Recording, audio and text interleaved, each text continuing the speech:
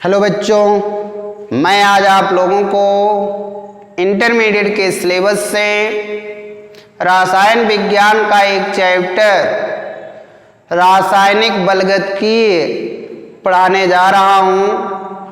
रासायनिक बलगतकीय को इंग्लिश में केमिकल रिएक्शन भी कहते हैं। अब रासायनिक बलगतकीय होता क्या है, जरा इसके विषय में आप जानिए। भौतिक रसायन की वह शाखा जिसमें रासायनिक अभिक्रियाओं के वेग कोष्ठक में दर तथा वेग को प्रभावित करने वाले कारकों का अध्ययन किया जाता है, उसे रासायनिक बलगतकीय कहते हैं।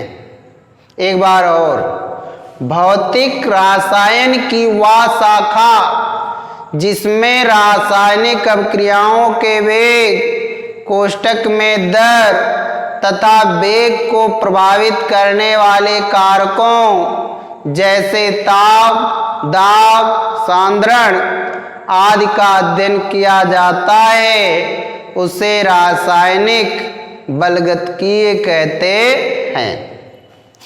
ध्यान देना, हेडिंग है वेग के आधार पर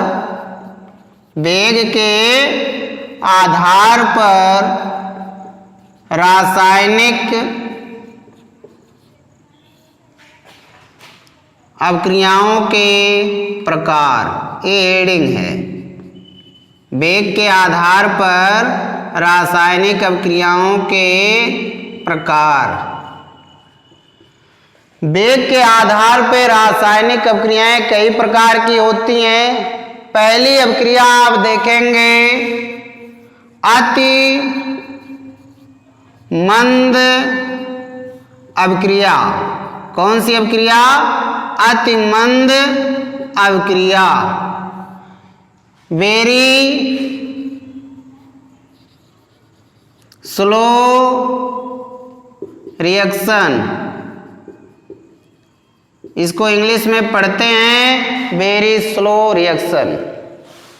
वह रासायनिक अभिक्रिया जिसका वेग क्या होता है? अत्यंत कम होता है। वह रासायनिक अभिक्रिया जिसका वेग इतना कम होता है, वह कई दिनों व कई वर्षों में उनमें कोई मापनीय परिवर्तन नहीं होता है, उसे अतिमंद अभिक्रिया कहते हैं। वे रासायनिक अभिक्रिया जिसका वेग अत्यंत कम होता है, जो कई दिनों या वर्षों में, जिनमें कई दिनों या वर्षों में कोई मापनीय परिवर्तन नहीं होता है, उसे अतिमंद अभिक्रियाएं कहते हैं। देखिए, जैसे एग्जाम्पल में लोहे पर जंग का लगना। लोहे पर जंग का क्या भैया? लगना। लोहे पर क्या लगती है? जंग। अब लोहे पर जो जंग लगती है वो कब लगेगी, कितने दिनों में लगेगी, कितने वर्षों में लगेगी? क्या उसको मापा जा सकता है? नहीं मापा जा सकता है, इसलिए इसे अतिमंद अभिक्रिया में लिया गया है। और ध्यान देंगे, इसमें सबसे पहले जो लोहे पे जंग लगती है, हाइड्रोजन और ऑक्सीजन आपस में क्रिया करके जल बनाते हैं। हाइड्रोजन व ऑक्सीजन जो हैं उत्प्रेरक की अनुपस्थित में क्या बना लेते हैं? दोनों जल बना लेते हैं। ये चीज आप ध्यान देंगे, और जिससे उस लोहे पर क्या लगती है? जंग लगती है। चलिए, अब मैं आपको दूसरी अभिक्रिया के बारे में बता रहा हूं। तात्कालिक अभिक्रिया क्या है, इसे देखेंगे। तात्कालिक अभिक्रिया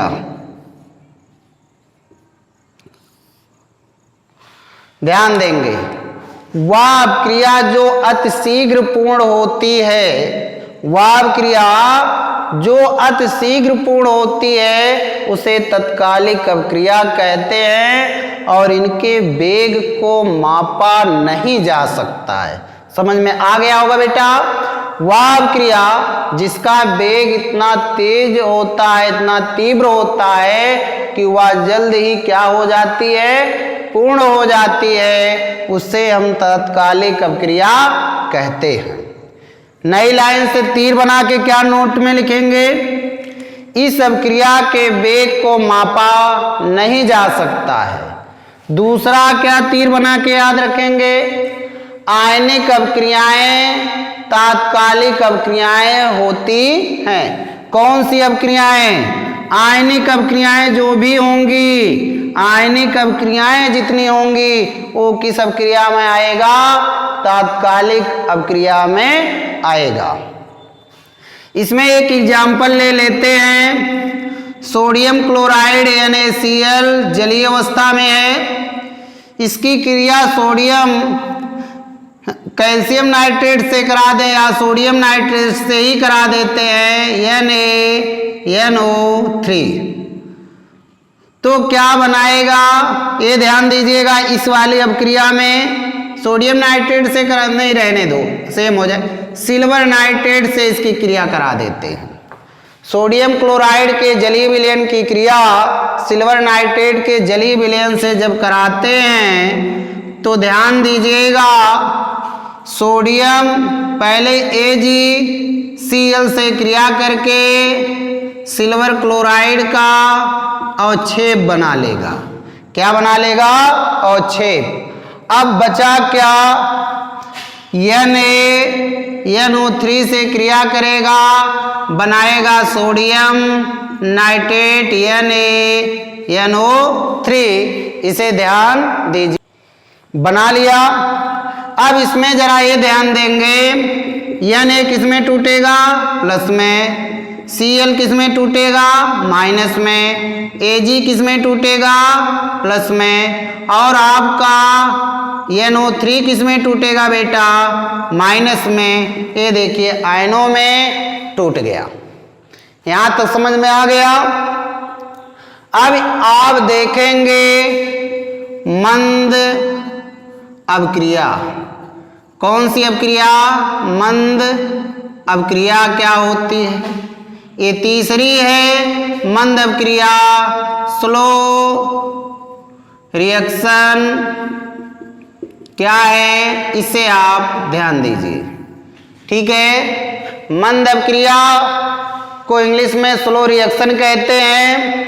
अब इसमें एक चीज को ध्यान देंगे, क्या है याद रखना, वह अवक्रिया जो बहुत धीरे धीरे चलकर, वह अवक्रिया जिसका वेग बहुत कम होता है, वह धीरे धीरे चलकर पूर्ण या समाप्त हो जाती है, उसे मंद अवक्रिया कहते हैं।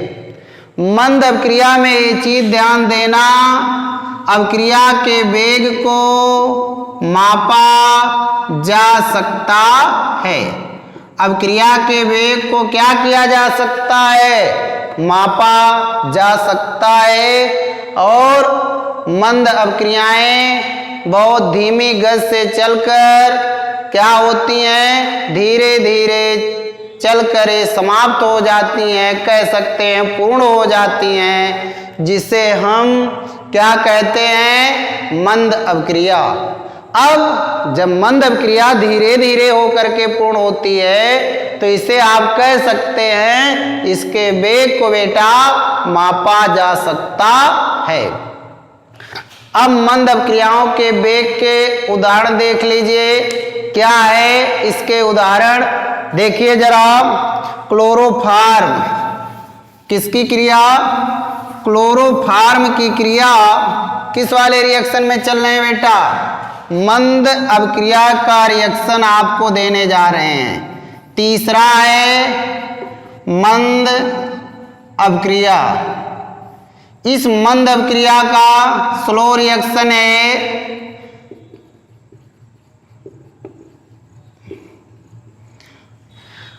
मंद अपक्रिया क्या है, इसे जरा ध्यान देना। वह अपक्रिया बेटा अभी बताए थे जो बहुत धीरे धीरे चलकर पूर्ण या समाप्त हो जाती है उसे मंद अपक्रिया कहते हैं। मंद अपक्रिया में एक चीज जरूर ध्यान दीजिएगा कि इसके वेग को मापा जा सकता है। इसके वेग को क्या किया जा सकता है, मापा जा सकता है। रिएक्शन करा रहे हैं, यहाँ ध्यान देना, क्लोरोफार्म की क्रिया पहले ऑक्सीजन से करा रहे हैं, CHCl3, ये ऑक्सीजन से इसकी क्रिया हुई। क्या बनाएगा ये ध्यान देना, कार्बोनिल, ध्यान देंगे, फास्फीन, फास्जीन, कार्बोनिल क्लोराइड बनाएगा,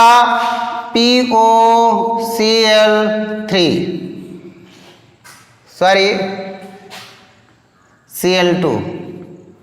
ये है आपका क्लोरोफार्म। क्या बेटा, क्लोरोफार्म। क्लोरोफार्म ऑक्सीजन से क्रिया करेगा तो बनाएगा फास्जीन कार्बोनिल क्लोराइड। ये है फास्जीन कार्बोनिल क्लोराइड, बना लिया कार्बोनिल क्लोराइड। अब बचा यहाँ पे कितना, एक Cl और H, ये हाइड्रोक्लोरिक अम्ल HCl बना लिया। ये पहला एग्जाम्पल था। दूसरा, एस्टिक अम्ल की क्रिया एथिल एल्कोहल से करा देते हैं, CH3COOH एस्टिक अम्ल, एथिल एल्कोहल का C2H5OH, इसकी क्रिया इससे हो रही है। अब ध्यान देना, इतना किससे क्रिया कर लेगा, इससे बनाएगा एथिल एसीटेट, CH3COOC2H5, ये है आपका एस्टिक अम्ल, ये है एथिल एल्कोहल। तो क्या बनाया, एथिल एसीटेट। अब इसमें ध्यान दीजिएगा, AH बचा है और OH क्या बनाएगा, जल बनाएगा। इतना हो गया, यहाँ तक कोई दिक्कत नहीं। तो मैंने अभी आपको क्या बताया, रासायनिक बलगतकी की परिभाषा, वेग के आधार पर रासायनिक अपक्रियाओं के प्रकार, कितने प्रकार होते, 3, अतिमंद, तात्कालिक और मंद अपक्रियाएं, और तीनों के एग्जाम्पल बता दिए। अब आगे देखिए क्या है, ध्यान दीजिए। मैं आप लोगों को अब अपक्रिया के वेग के बारे में बताऊंगा। अगला है, अपक्रिया का वेग है क्या, ध्यान दीजिएगा। अपक्रिया का वेग, कोष्टक में रेट ऑफ रिएक्शन क्या है, अपक्रिया का वेग इकाई समय में, कितने समय में बेटा, इकाई समय में, कोष्टक में कितना, मतलब 1 सेकंड में। अभिकारक व उत्पाद, अभिकारक व उत्पाद की सांद्रता में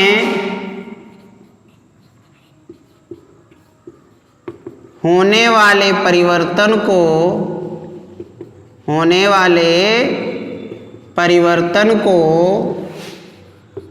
अपक्रिया का